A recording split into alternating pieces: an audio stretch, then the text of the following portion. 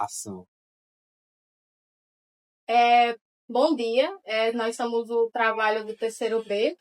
Vamos fazer uma entrevista com o nosso professor Marcos Mota. Eu sou Brenda Emanuele. Quem mais faz parte do trabalho é Ábia, Matheus, Moisés e Júlia Gabriele. Nós queremos abordar basicamente os problemas gerais de uma escola, seja de qualquer sentido, ensino, da escola que a gente está em si e outros assuntos. Então, você tem algum assunto que você achou mais interessante?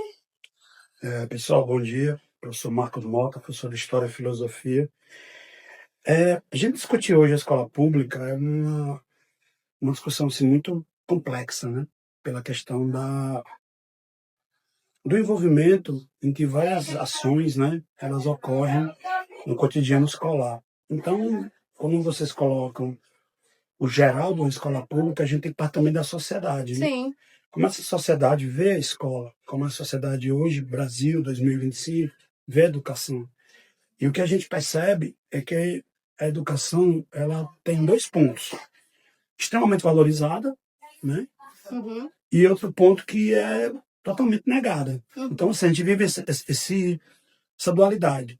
Nunca é um meio termo. Não, né? porque assim, a educação é que salva, a educação é que tira as pessoas das ruas, é que educa, a educação é que passa em concurso, a educação é que passa no Enem. Uhum. E ao mesmo tempo a gente tem práticas sociais, né? Como é que eu vou dizer, de ataques à escola pública, Uhum. principalmente à escola pública, né? Então a gente percebe esses dois discursos, né? Sim. E assim, como a gente está discutindo escola pública, então vamos reter mais a ela, né? Ficar mais com ela. É uma escola, sim, que ela altera a sociedade, ela muda a sociedade, né? Ela tem pontos fundamentais para a gente tirar pessoas da rua, da vulnerabilidade, de problemas e dar um rumo. Uhum. O problema é que essas pessoas também querem isso, né? Se elas querem essa escola. Uhum. Então, assim, vir para a escola hoje, no ensino médio, escola do ensino médio como Hermógenes, é você estar aqui 6 aulas por dia, né? Você tem várias disciplinas que você vai ter aula, atividades, provas. E os alunos querem isso. Eles querem que a partir desses estudos eles possam fazer Enem, Sim. que eles tenham cabeça para fazer Enem. Então, assim, o que eu percebo aí uma posição minha, né, como professor da escola pública, eu vou dizer a você que boa parte dos alunos não querem. Eles vêm por obrigação, eles vêm por questões do pé de meia, né? Uhum. Vêm porque os pais obrigam. E muitos vêm para cá e não querem realmente o processo de aprendizado, conhecimento, de ensino e aprendizagem. Uhum. Vêm para cumprir uma demanda, uma obrigação. Aí. Outros não. Por outro lado, aí vem essa dualidade que eu vou discutindo internamente. Outros alunos não, eles vêm realmente querendo aprender, querendo as aulas de história, de física, de matemática. A gente tem isso aqui. Alunos que esperam pela aula, esperam pela discussão, pelo debate, pela atividade, e que projetam sua vida através do Enem, através de uma universidade. Né? Que aí, Brenda, tem uma coisa muito interessante. A classe média, a classe rica, seus filhos estudam em escolas privadas porque eles veem a educação como uma mudança. Sim. A classe pobre não. As classes menos abastadas, né, as classes pobres, elas veem a educação como um empecilho, como a educação atrapalhasse a sua vida. Sim. Então elas não têm essa visibilidade. Porque deixam de estudar para fazer outras coisas. E eles falam em trabalhar. Essa discussão que a gente tem, porque assim, eu digo muito para eles, vocês vão querer mandar ou obedecer. E como eu sou também da rede privada, então lá na rede privada a gente tem os alunos que querem mandar, né, que vão ser os empresários, os médicos, advogados, que é mais ou menos o que eles já projetam. Né? Uhum. E o aluno da escola pública, ele quer ser nada contra nenhuma profissão, todas as profissões são respeitáveis, só que a gente vive num mundo capitalista, Sim. né? A gente não pode negar isso. Alunos que não, para mim o que vem tá bom, eu vou trabalhar de servente, nada contra a profissão. Não era contra a profissão de servente, pedreiro é uma profissão ótima e hoje o sistema é rentável. Mas assim, a visibilidade de ter uma profissão, de ter um salário e de uma questão de igualdade. Porque o aluno da escola privada, ele pode falar em fazer direito, o aluno da escola pública não, porque ele é pobre. E aí não tem essa história. Todo mundo tem uma perspectiva de conhecimento. Uhum. Claro que as diferenças das escolas ainda são grandes e não. Aí eu volto para aquela dualidade. Né? Sim. Porque a gente tem escola pública hoje com todos os materiais, professores com mestrado, doutorado, professores que são muito bons na escola pública. Né? Uhum. Como já falam muito da escola privada, também a escola pública tem. Mas vem a questão de estudar. Porque o aluno ele tem que querer, não é só o professor Sim. ser bom, o aluno Sim. tem que querer. Então, como é que esse aluno sai de casa e ele vem? Então, qual é o objetivo da vida dele? O que ele pensa? Uhum. Qual é a intenção? Aí a escola pública ela tem que fomentar isso tudo. Uhum. Além dela fazer o aluno ficar na escola, ser uma escola atraente, atrativa para esse aluno, esse jovem, adolescente de hoje, né? Que está preso a um celular direto de 7 da manhã a 12 da noite. Né? Então, assim, como fazer isso? E botar na cabeça dele que a aprovação do Enem, a aprovação de um concurso, também é uma perspectiva para eles, que moram geralmente em periferias ou bairros mais afastados dos grandes centros. Uhum. Então, seria uma das questões que a gente tem que começar a diluir para tentar entender essa função da escola hoje. Assim, quando se fala realmente de ensino, assim, na verdade, para tudo no mundo, eu sempre acho que para resolver uma coisa, às vezes você tem que resolver muitas coisas ao mesmo tempo, porque sempre tem uma raiz de tudo. Então, tipo assim, como você já mencionou, né, existe muita diferença de níveis entre um e outro, nunca tem um meio termo. A gente vai comparar os ensinos de outros continentes com os outros continentes, a gente vê que, tipo, na Ásia, um exemplo, é muito concorrida essa questão, porque é ensinado desde criança uma coisa da questão do estudo. Aí era uma questão também que a professora Sara comentou, que a gente não tem a cultura do estudar, a gente chegar em casa e estudar. É assim, claro que existem seus minorias, mas, como eu já disse, minorias. Não é uma cultura Exatamente. social. Não é algo que é pregado do ensino, quando você cresce. E como você já deve saber, né? Por exemplo, nesses países asiáticos e entre outros também, muitas vezes eles são com uma pressão muito alta. Então, que a taxa de suicídio em pessoas estudantes, seja de universidade ou principalmente no ensino médio, é muito alta pelo fato dessa questão realmente de que nunca tem um equilíbrio nessa questão dos estudos. Aqui, tanto é muito desvalorizado, então, realmente, quando você quer estudar, quer realmente ter um estudo bom, às vezes, a sua sala em si, ela não tem a questão do respeitar você, porque você vai na sua sala, você quer ouvir, aí todo mundo conversando, porque ninguém respeita o professor, tá entendendo? Então, tipo assim, vamos comparar com os países asiáticos. A maioria deles, eu já tenho um contato com um amigo meu que ele mora na China, ele fala que, tipo, as pessoas lá não podem responder o professor, não podem fazer zoada, não podem mexer no celular, tem que se vestir do certo padrão. Então, tipo assim, não estou dizendo que lá é melhor ou pior do que aqui, mas é muito por essa questão do desnível que as pessoas hoje em dia consideram o estudo, entendeu? Mas, Brenda, será que isso não vem de um aspecto que a gente tem que levar em conta da nossa formação histórica, Também. da nossa formação social? Sim. E nos últimos anos agravado por uma seção da extrema-direita que desvaloriza a ciência, desvaloriza o campo científico e automaticamente desvaloriza a escola. Porque, assim, se você for ver até os Estados Unidos, que é um país capitalista, potência, né? O investimento em educação lá é altíssimo. Por quê? Para eles serem o que eles foram e que são hoje, o investimento em educação foi alto porque eles precisam de controle. Sim. Educação é produção, educação é conhecimento é o quê?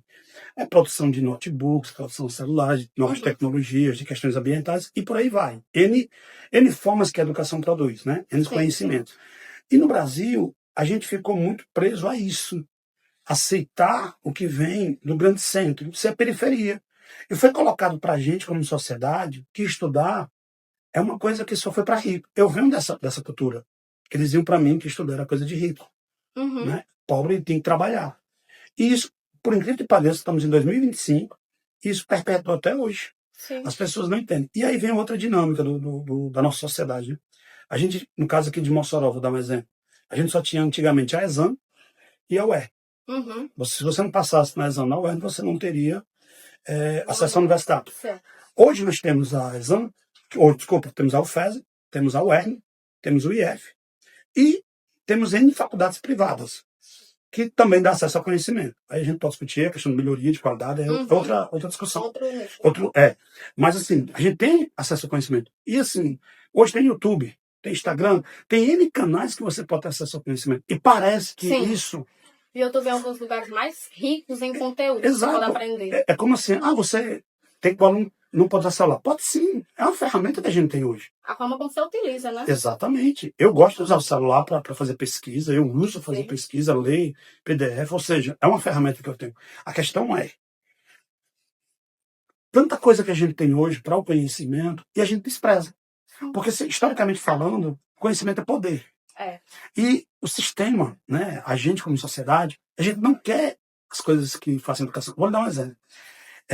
Eu estava no segundo ano agora, segundo ano A, um aluno meu, ele estava lendo o George Orwell, em 1984.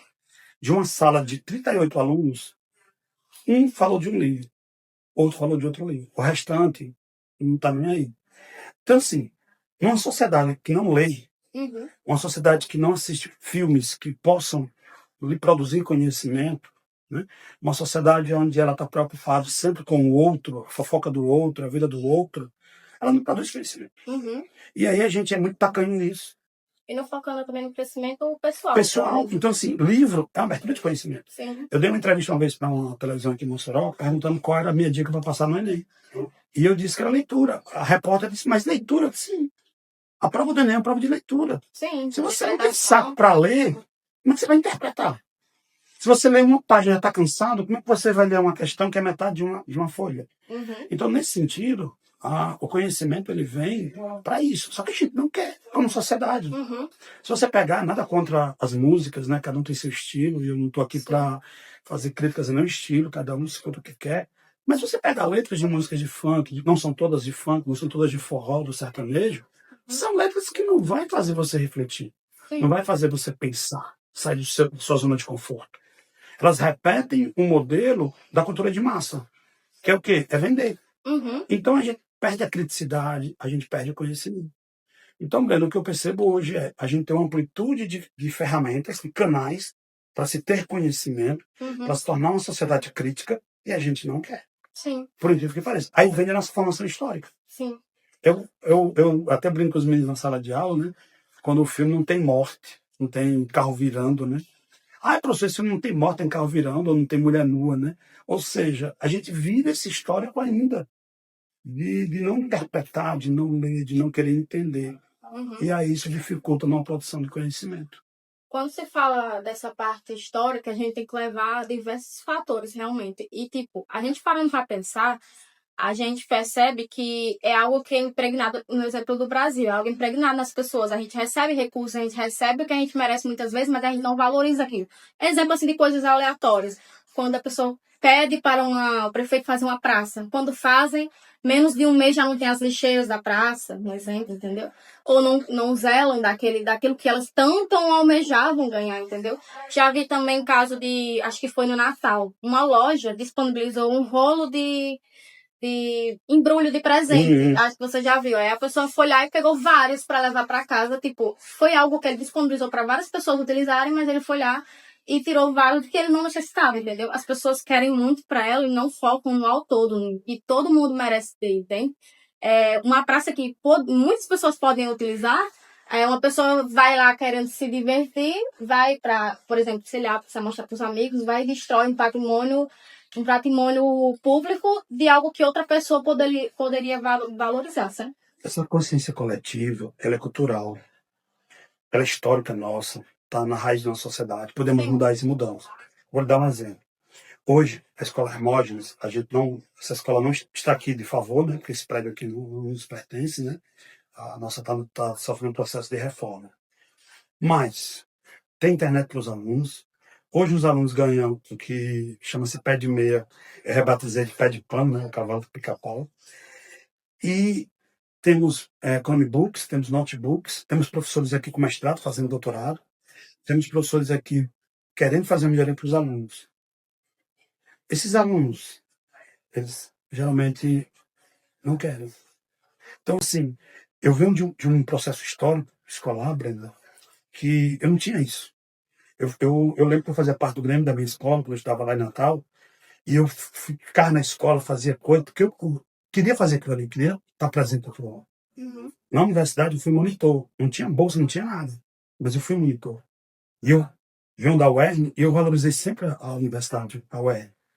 Porque foi lá onde eu descobri muitas coisas, e eu percebi que meu conhecimento era poder, né, que eu podia mudar a minha vida.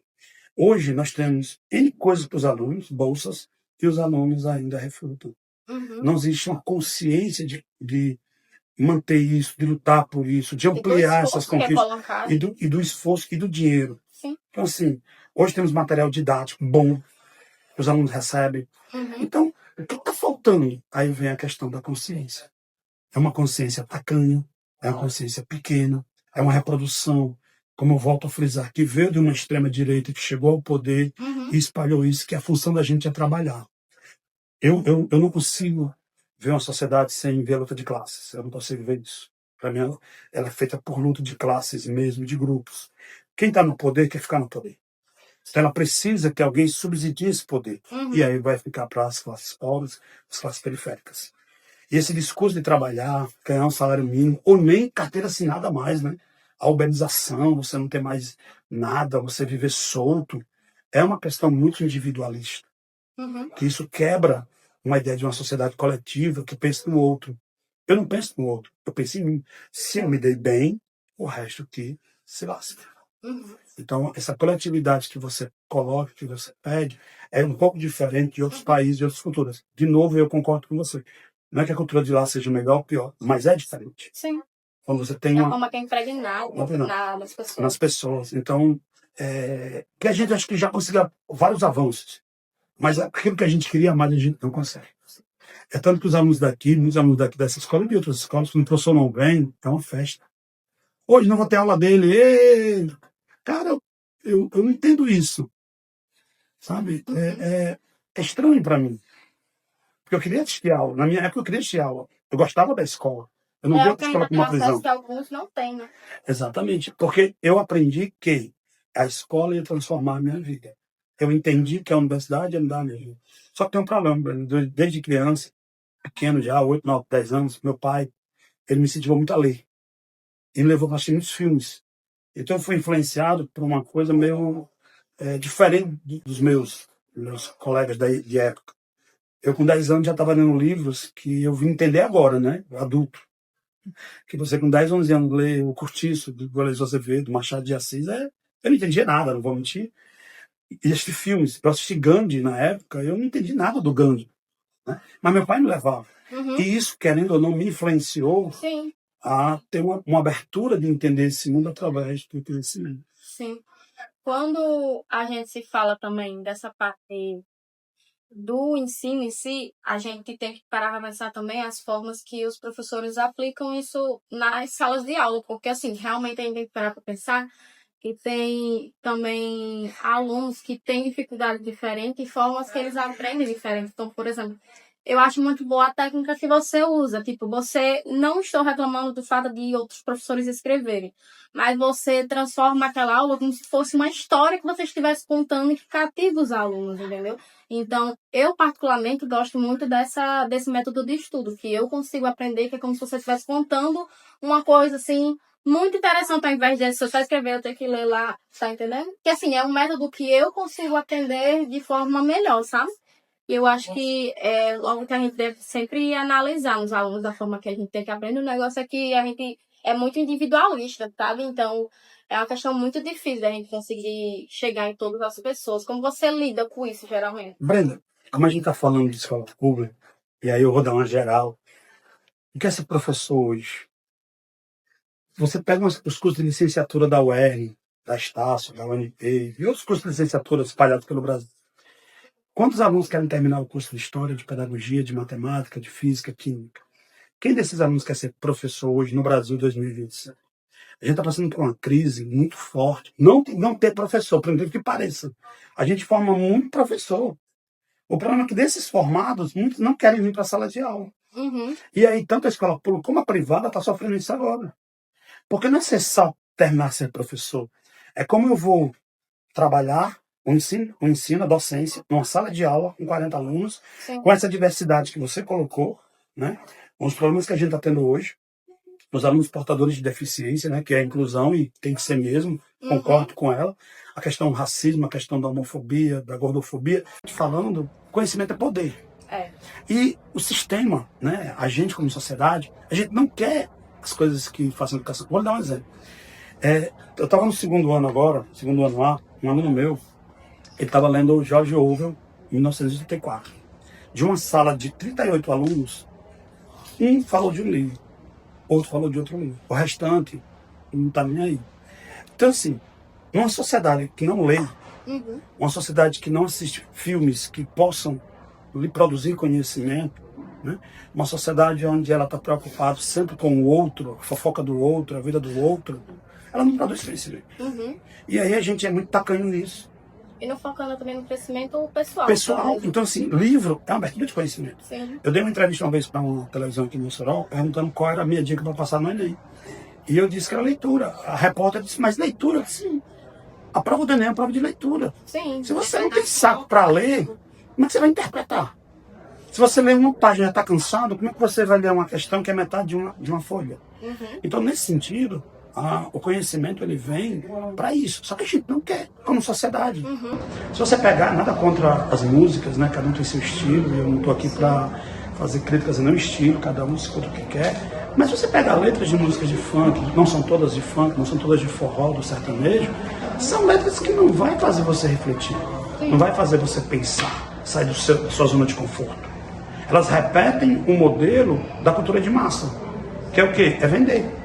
Então a gente perde a criticidade, a gente perde o conhecimento.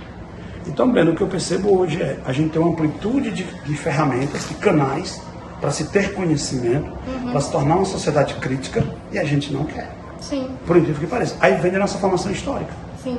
Eu até brinco com os meninos na sala de aula, né? Quando o filme não tem morte, não tem carro virando, né? Ah, professor, esse filme não tem morte, tem carro virando, ou não tem mulher nua, né? Ou seja, a gente vive esse histórico ainda, de não interpretar, de não ler, de não querer entender. E aí isso dificulta uma produção de conhecimento. Quando se fala dessa parte histórica, a gente tem que levar diversos fatores, realmente. E, tipo, a gente parando para pensar, a gente percebe que é algo que é impregnado, no exemplo do Brasil, é algo impregnado nas pessoas. A gente recebe recursos, a gente recebe o que a gente merece muitas vezes, mas a gente não valoriza aquilo. Exemplo, assim, de coisas aleatórias. Quando a pessoa pede para o prefeito fazer uma praça. Quando fazem, menos de um mês já não tem as lixeiras da praça, um exemplo, entendeu?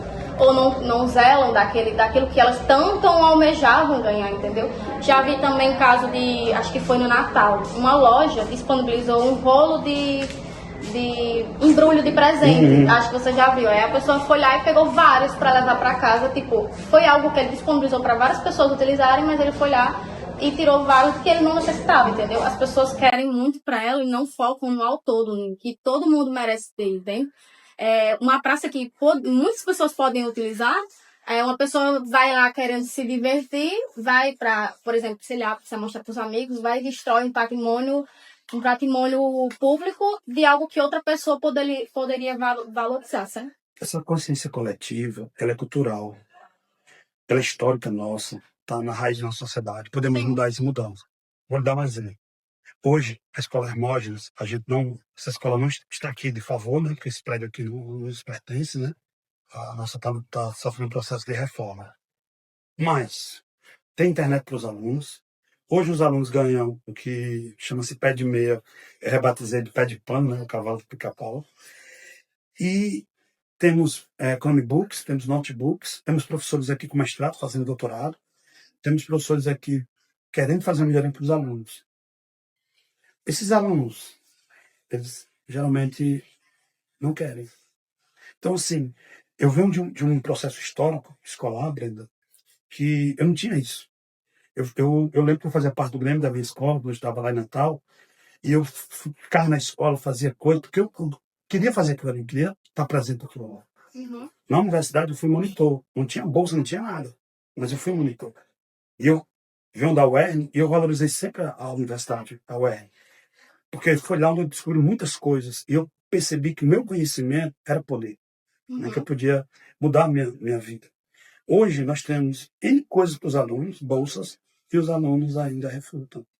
Não existe uma consciência de manter isso, de lutar por isso, de ampliar essas conquistas. E do esforço e do dinheiro. Sim. Então, assim, hoje temos material didático bom, que os alunos recebem. Então, o que está faltando? Aí vem a questão da consciência. É uma consciência tacanha, é uma consciência pequena, é uma reprodução, como eu volto a frisar, que veio de uma extrema-direita que chegou ao poder e espalhou isso, que a função da gente é trabalhar.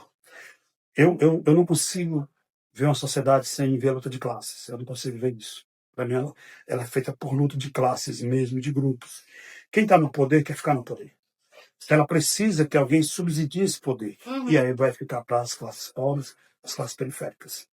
E esse discurso de trabalhar, ganhar um salário mínimo, ou nem carteira assinada mais, né?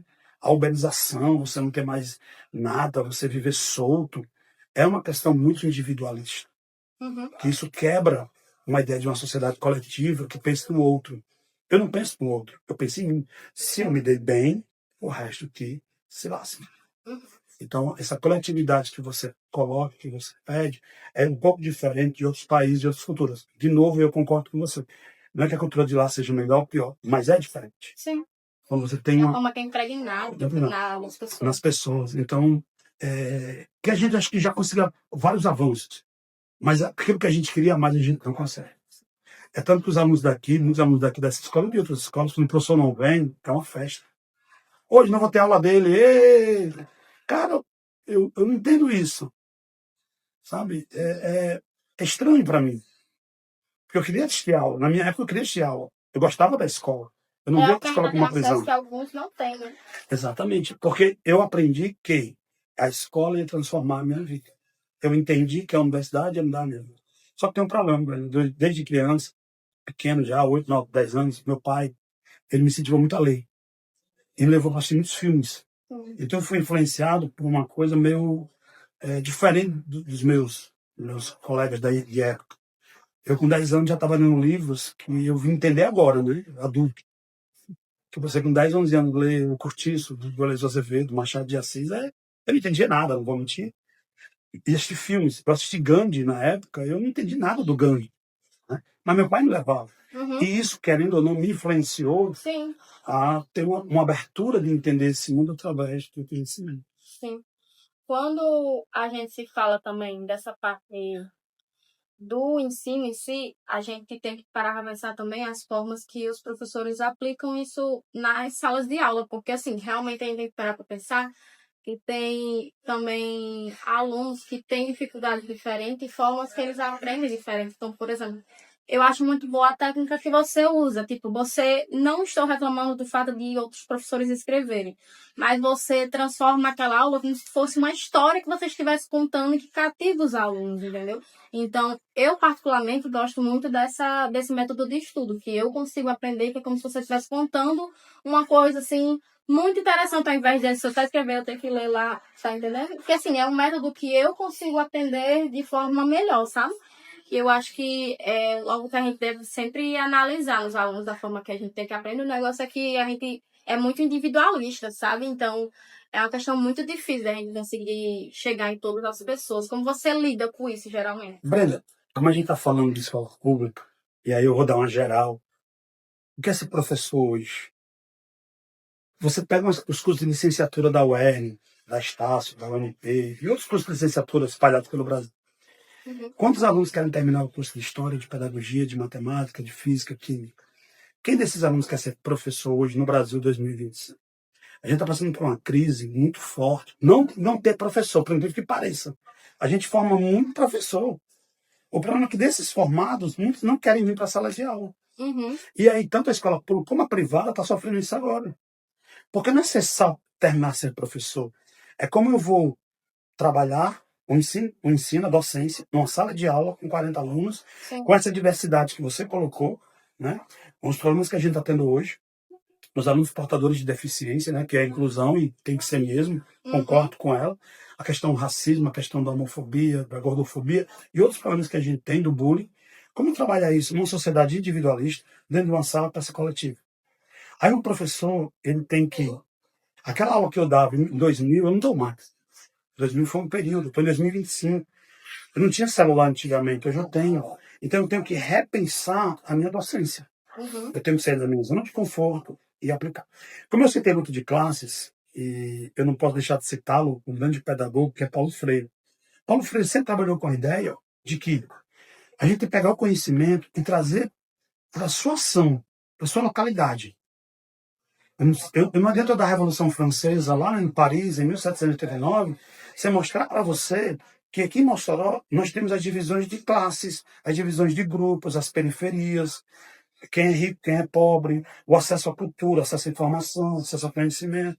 Então, se eu não fizer isso, eu estou dando uma coisa que para o aluno, para o indivíduo, ele não vai ter nenhum interesse.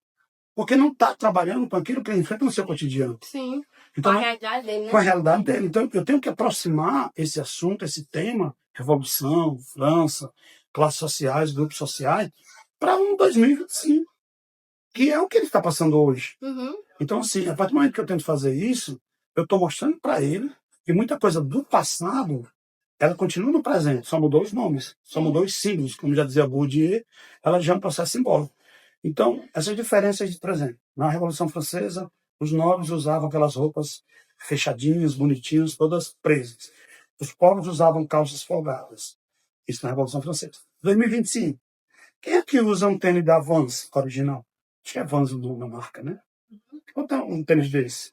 Quem usa quem usa uma camisa da Lacoste? Quem da classe mais alta. Então aí você vai ter que as pessoas que usam roupas caras são de uma classe. As pessoas que não têm acesso a essas roupas ou compram pirata, né? Que não é original, ou imitação, ou não usam.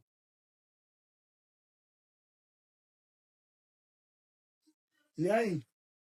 No caso, a gente vai suprir esse probleminha.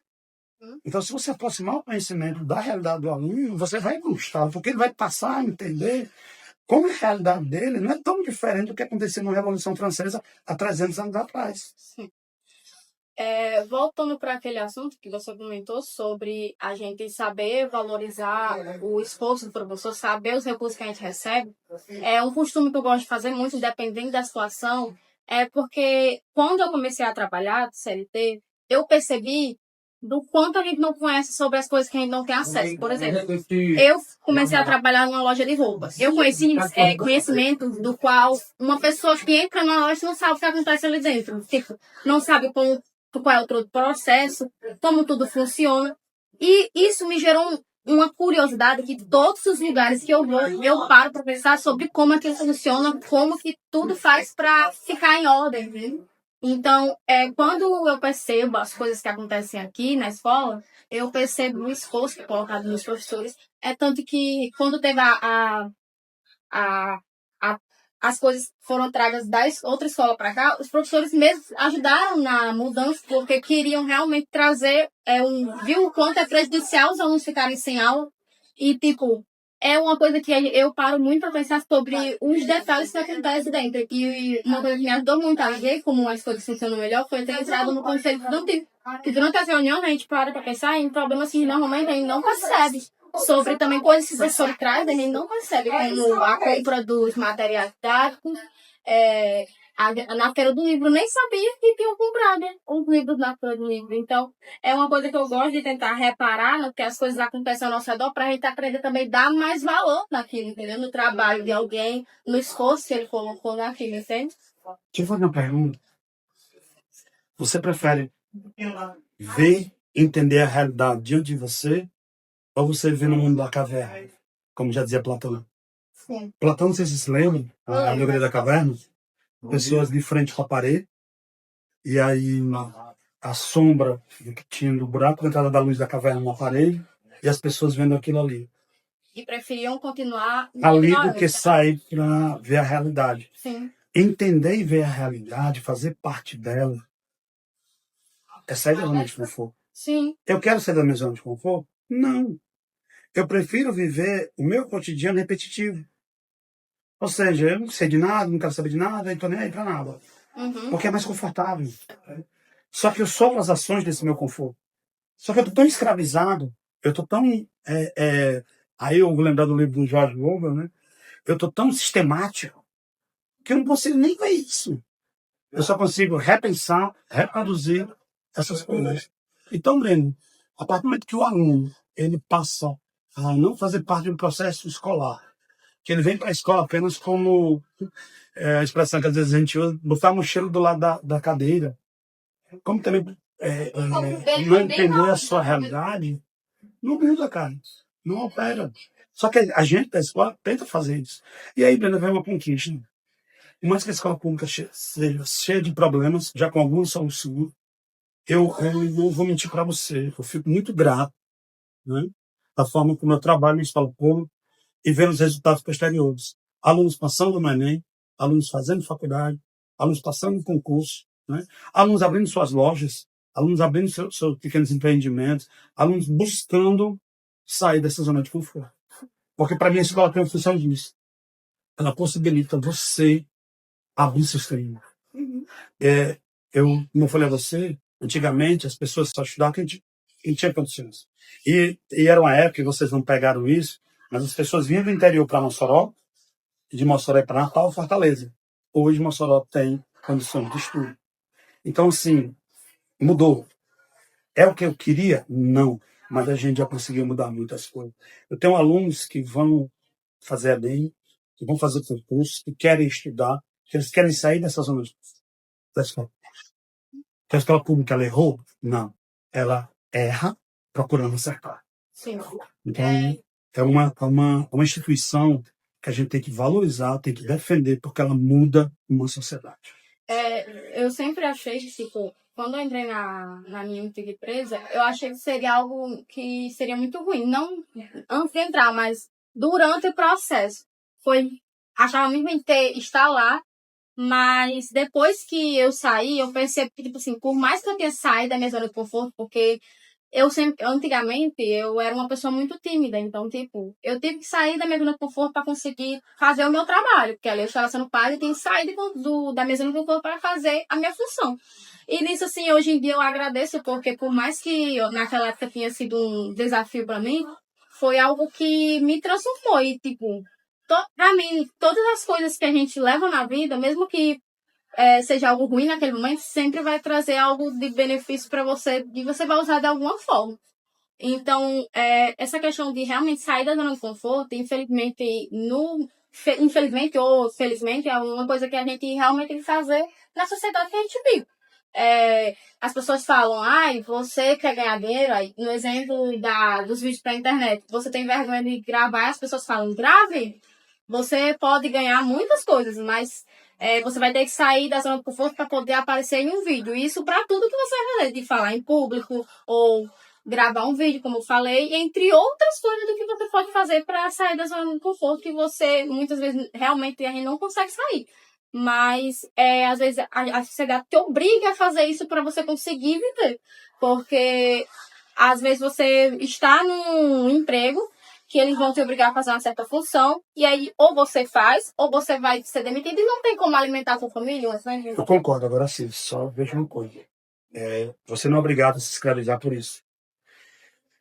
Você trabalha como jovem aprendiz, você trabalha no salão de barbearia, você trabalha no restaurante, garçom, ok?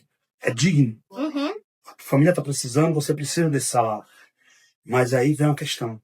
É cansativo? É pancada? É. Mas você não deixa ela estudar. Sim. Você, a partir disso aqui, não vê isso como seu fim. Vê isso como uma resistência para você mudar. Uhum. Entendeu? E seguir uma profissão que você queira, uma carreira que você queira. Se você acha que aquele garçom tá bom, esse garçom ali ganhar aquele salário tá bom, aí cada um vai escolher seus caminhos e cada um escolhe a sua vida. Mas esses trabalhos, né, eles são, na minha cabeça, uma forma de você garantir, igual Bolsa Escola, Bolsa Família, por aí vai, o de hoje, o alimento de hoje, o café, o almoço, o janta, você comer e se alimentar é que eu devo viver.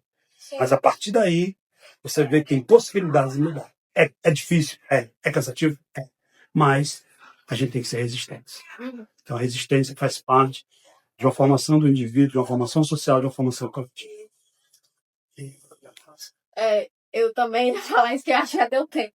Tchau, pessoal. Muito obrigada. Valeu, gente. Espero que tenha respondido algumas coisas de vocês. Um abração. Tchau, tchau.